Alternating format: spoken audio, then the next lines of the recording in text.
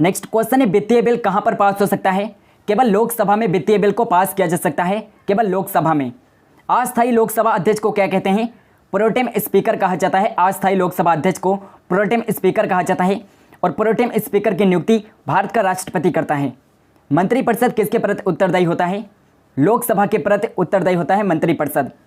Next question है किस वर्ष लोकसभा का कार्यकाल एक एक करके 2 बार बढ़ाया गया? 1976 में लोकसभा का कार्यकाल एक एक करके 2 बार बढ़ाया गया था, 1976 में। अगला क्वेश्चन है अभी तक कितने प्रधानमंत्रियों की मृत्यु अपने पद पर रहते हुए हुई है? 3 प्रधानमंत्रियों की मृत्यु हुई है। जवाहरलाल नेहरू, लाल बहादुर शास्त्री और इंदिरा गांधी हैं जिनकी मृत्यु प्रधानमंत्री के पद पर रहते हुए हुई है। प्रधानमंत्री पद से त्यागपत्र देने वाले पहले प्रधानमंत्री कौन थे? मोरारजी देसाई थे जिन्होंने प्रधानमंत्री पद से त्यागपत्र दिया था, मोरारजी देसाई थे। नेक्स्ट क्वेश्चन है संसदीय शासन प्रणाली सर्वप्रथम किस देश में लागू हुई? ब्रिटेन में सबसे पहले संसदीय शासन प्रणाली लागू हुई थी ब्रिटेन देश में। नेक्स्ट क्वेश्चन है सबसे कम आयु में प्रधानमंत्री कौन बने थे? राजीव गांधी सबसे कम आयु में प्रधानमंत्री बने थे, राजीव गांधी। स्वतंत्र भारत के प्रथम कानून मंत्री कौन थे?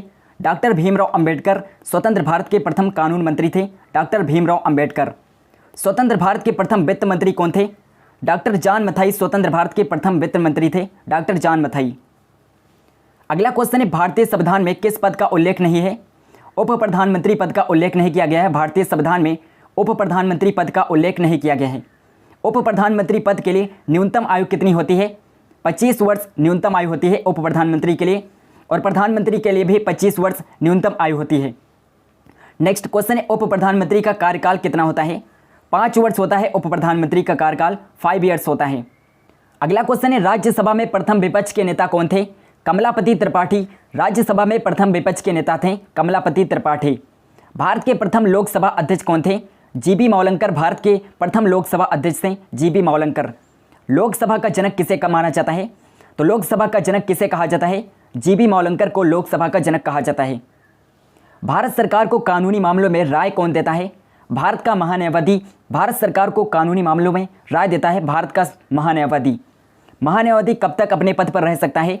राष्ट्रपति की मर्जी तक महान्यायवादी अपने पद पर रह सकता है। महान्यायवादी राष्ट्रपति के पश्चात पर्यंत पद धारण करता है, इसीलिए जब तक राष्ट्रपति चाहता है तब तक महान्यायवादी अपने पद पर रह सकता है। नेक्स्ट क्वेश्चन है नियंत्रक एवं महालेखा परीक्षक का कार्यकाल कितना होता है? 6 वर्ष होता है। नियंत्रक एवं महालेखा परीक्षक का कार्यकाल 6 वर्ष होता है। मुख्य निर्वाचन आयुक्त को उसके पद से कैसे हटाया जा सकता है? महाभियोग की प्रक्रिया के द्वारा मुख्य निर्वाचन आयुक्त को उसके पद से हटाया जा सकता है, महाभियोग की प्रक्रिया के द्वारा। भारत का सबसे बड़ा उच्च न्यायालय कौन सा है? इलाहाबाद उच्च न्यायालय भारत का सबसे बड़ा उच्च न्यायालय है, इलाहाबाद उच्च न्यायालय। भारत के किसी राज्य में किस मुख्यमंत्री का सबसे लंबे समय तक कार्यकाल रहा है? ज्योति बसु का सबसे लंबे समय तक कार्यकाल रहा है और ये पश्चिम बंगाल के मुख्यमंत्री थे। अगला क्वेश्चन है भारत के कितने राज्यों में द्विसदनात्मक विधानमंडल है? कुल 6 राज्यों में द्विसदनात्मक विधानमंडल है। नेक्स्ट क्वेश्चन है विधान परिषद के सदस्यों की आयु होगा यहाँ पर विधान परिषद के सदस्यों की आयु कम से कम कितनी होनी चाहिए? कम से कम 30 वर्ष होनी चाहिए। विधान परिषद के सदस्यों की आयु कम से कम 30 ईयर्स होनी चाहिए। विधान परिषद को समाप्त करने वाला अंतिम राज्य कौन सा है? तमिलनाडु है अंतिम राज्य जिसने विधान परिषद को समाप्त कर दिया है। किसे समाप्त किया जा सकता है, कितना भंग नहीं किया जा सकता है? विधान परिषद को समाप्त किया जा सकता है लेकिन भंग नहीं किया जा सकता है। विधानसभा सदस्य के लिए न्यूनतम आयु कितनी होती है? 25 वर्ष न्यूनतम आयु होती है विधानसभा सदस्य के लिए। भारत का राष्ट्रपति किस प्रकार के आपात की घोषणा कर सकता है? 3 प्रकार के आपात की घोषणा कर सकता है भारत का राष्ट्रपति।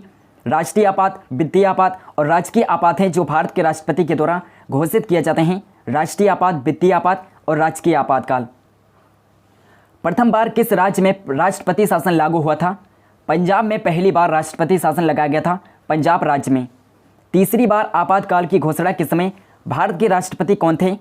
फखरुद्दीन अली अहमद थे। तीसरी बार जब भारत में आपातकाल की घोषणा हुई उस समय भारत के राष्ट्रपति फखरुद्दीन अली अहमद थे और प्रधानमंत्री इंदिरा गांधी थी।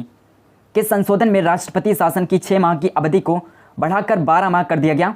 42वें संविधान संशोधन में कर दिया गया। नेक्स्ट क्वेश्चन है संविधान के किस संशोधन द्वारा पंचायती राज संस्थाओं को संवैधानिक दर्जा दिया गया? 75वें संविधान संशोधन 1993 के द्वारा पंचायती राज संस्थाओं को संवैधानिक दर्जा दिया गया। 75वें संविधान संशोधन 1993 के द्वारा। पंचायती राज विषय किस सूची में है? राज्य सूची में दिया गया है। पंचायती राज विषय राज्य सूची से संबंधित है। किस संशोधन में महिलाओं के लिए ग्राम पंचायत में 1/3 सीटें आरक्षित की गई? 73वें संविधान संशोधन में ग्राम पंचायत में महिलाओं के लिए 1/3 सीटें आरक्षित की गई थी 73वें संविधान संशोधन में। अगला क्वेश्चन है, पंचायत चुनाव के लिए उम्मीदवार की आयु कितनी होनी चाहिए? 21 वर्ष होनी चाहिए। पंचायत चुनाव के लिए उम्मीदवार की आयु 21 वर्ष होनी चाहिए। संविधान सभा का पहला अधिवेशन कहाँ पर हुआ था? दिल्ली में पहला अधिवेशन हुआ था। संविधान सभा का पहला अधिवेशन दिल्ली में हुआ था। संविधान की प्रस्तावना के अनुसार भारत किस प्रकार का राष्ट्र है? भारत एक धर्मनिरपेक्ष राष्ट्र है, यानी कि भारत का कोई अपना धर्म नहीं है। यह संविधान की प्रस्तावना में बताया गया है। भारतीय संसद का निर्माण कैसे होता है? लोकसभा, राज्यसभा और राष्ट्रपति द्वारा मिलकर भारतीय संसद का निर्माण होता है। लोकसभा, राज्यसभा और राष्ट्रपति के द्वारा मिलकर। राष्ट्रपति पर महाभियोग संसद के किस सदन द्वारा लगाया जा सकता है? संसद के किसी भी सदन के द्वारा राष्ट्रपति पर महाभियोग लगाया जा सकता है। लोकसभा या राज्यसभा किसी भी सदन के द्वारा राष्ट्रपति पर महाभियोग लगाया जा सकता है। और महाभियोग की प्रक्रिया अनुच्छेद 61 में दी गई है। अनुच्छेद 61 में राष्ट्रपति पर महाभियोग लगाने की प्रक्रिया दी गई है। और महाभियोग की प्रक्रिया अमेरिका के संविधान से अपनाई गई है। भारतीय संविधान में भारतीय संविधान के संशोधन प्रक्रिया किस देश के संविधान से प्रभावित है? दक्षिण अफ्रीका के संविधान से अपनाई गई है। भारतीय संविधान में संशोधन की प्रक्रिया दक्षिण अफ्रीका के संविधान से अपनाई गई है। अगला क्वेश्चन है, संविधान के किस भाग में ग्राम पंचायतों की स्थापना की गई है? 9वें भाग में ग्राम पंचायतों की स्थापना की गई है। 9वें भाग में। संविधान के किस अनुच्छेद में अल्पसंख्यकों के हितों के संरक्षण की व्यवस्था की गई है? अनुच्छेद 32 में अल्पसंख्यकों के हितों के संरक्षण की व्यवस्था की गई है। अनुच्छेद 32 में। किस अनुच्छेद में संसद के संयुक्त अधिवेशन का प्रावधान है? अनुच्छेद 108 में संसद के संयुक्त अधिवेशन का प्रावधान है। और संयुक्त अधिवेशन भारत का राष्ट्रपति बुलाता है और लोकसभा का अध्यक्ष संयुक्त अधिवेशन की अध्यक्षता करता है। अनुच्छेद 108 में बताया गया है संयुक्त अधिवेशन का प्रावधान। अगला क्वेश्चन है, राष्ट्रपति किस अनुच्छेद के अंतर्गत सर्वोच्च न्यायालय से परामर्श मांग सकता है? अनुच्छेद 143 के अंतर्गत राष्ट्रपति सर्वोच्च न्यायालय से परामर्श मांग सकता है। अनुच्छेद 143 में बताया गया है। भारत के किस राष्ट्रपति की मृत्यु कार्यकाल खत्म होने से पहले हुई थी? डॉक्टर जाकिर हुसैन की मृत्यु कार्यकाल खत्म होने से पहले मृत्यु हुई थी डॉक्टर जाकिर हुसैन की। संविधान के किस अनुच्छेद में मूल कर्तव्यों का उल्लेख किया गया है? भाग 4 का के अनुच्छेद 51 का में मूल कर्तव्यों को बताया गया है। और 42वें संविधान संशोधन के द्वारा भारतीय संविधान में मूल कर्तव्यों को जोड़ा गया।